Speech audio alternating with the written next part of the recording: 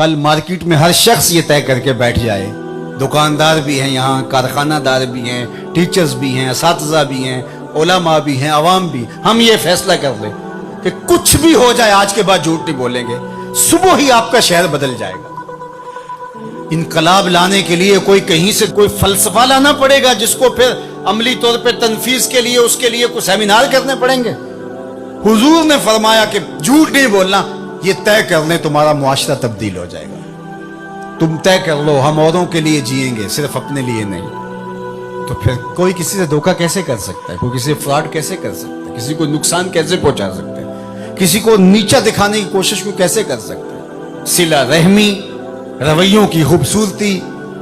جس کا کوئی کمانے والا نہیں ہے اس کے کمانے والے ہم بن جائیں۔ تو صرف ہم یہ طے کر لیں تو ہمارا پورا شہر بدل جائے، ملک بدل جائے، پوری کائنات بدل جائے، لیکن آنا ہوگا محمد عربی کے قدموں تلے، حضور کی چوکھٹ پہ آنا ہوگا۔ دوسروں کے لیے جینا سیکھیں، سچائی کو شعار بنائیں، کسی سے دھوکہ نہیں کریں، اپنے اندر اتر کر کے اللہ کو ہم نے جواب دہ ہونا ہے، لوگوں کا خیال رکھیں، لحاظ رکھیں، ایک اچھی برادری تشکیل پاتی جائے، ایک دوسرے کا احساس کریں، ایک دوسرے کی ٹانگیں کھینچنے کی بجائے ایک دوسرے کو سپورٹ کرنے کا مزاج بنائیں۔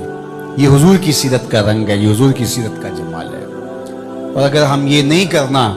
تو جلسے کیے جائیں، جتنے مرضی کر لیں، محفلیں بھی کروائی جائیں، کیا فرق پڑتا ہے اس سے؟ تلذذ ہے کانوں کا، سنا، لذت لی، چلے گئے، اگلے ماہ پھر دوبارہ ایک محفل بپا کر لی، لذت لی، چلے گئے، سال بعد پھر جشن بپا ہوا، لذت لی، چلے گئے، ساری زندگی بھی گزار دیں گے، کچھ نہیں ہوگا۔ لیکن اگر ہم نے طے کرنا ہے کہ یہ اس میں تو کوئی دوسری رائے نہیں کہ سچ بولنا چاہیے، یہ ہمارے نبی کی بھی تعلیم ہے، انسان اپنے ضمیر سے پوچھے، اندر سے بھی یہی آواز آ رہی ہے، اپنے دائیں بیٹھے شخص سے پوچھے، بائیں بیٹھے شخص سے پوچھے، اپنے استاد سے پوچھے، باپ سے پوچھے، ماں سے پوچھے، کسی شخص کو گلی میں کھڑا کر کے پوچھ لے سچ بولنا چاہیے کہ جھوٹ بولنا چاہیے، وہ کہے گا سچ بولنا چاہیے۔ تو پھر ہم آج کے بعد کیوں طے نہیں کر لیتے کہ کچھ بھی ہو جائے سچ ہی بولیں گے، ہماری زندگی سچ کے ساتھ جڑی رہے گی، تمہارا رب آسمان سے بھی رحمتیں نازل کرے گا، زمین سے بھی رحمتیں تمہارے اوپر نازل فرمائے گا۔ لیکن اگر ہم نے یہ طے نہیں کیا، ہم نے بس یہی طے کیا ہے کہ ہم کانوں کی لذت لیں گے اور ہم جو ہے وہ ایک وہ حظ لیں گے وقتی طور پہ، لیکن ہم نے زندگی اپنی خواہش کے مطابق ہی گزارنی، جو ہم طے کر چکے ہیں اس کو بدلنا نہیں ہے، تو پھر کائنات کی کوئی چیز آپ کو نہیں بدل سکتی۔ اللہ اس کو نہیں بدلتا جو اپنے آپ کو بدلنے کی کوشش نہیں کرتا،